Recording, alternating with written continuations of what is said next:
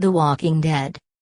I'm a psychiatric nurse, and early in my career, I worked at a residential mental health facility.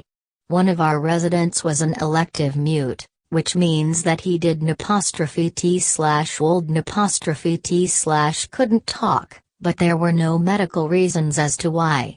He had spoken earlier in his life and in fact seemed quite normal back then, with the exception of being close to 7 feet tall. He'd been raised in the Deep South and joined the military when he was 19, but one night he vanished. He was declared AWOL, and eventually he was declared missing and dead.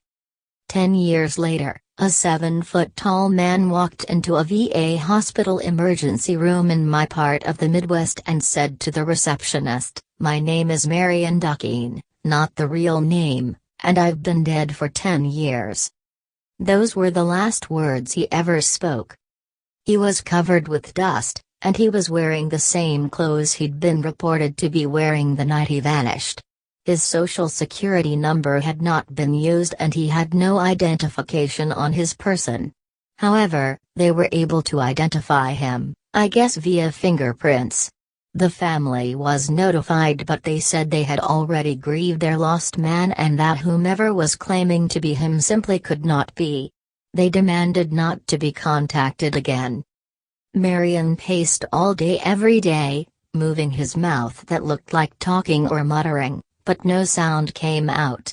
He had an unnerving habit of throwing his head back with his mouth wide open as if he were laughing heartily, but not even a breath could be heard.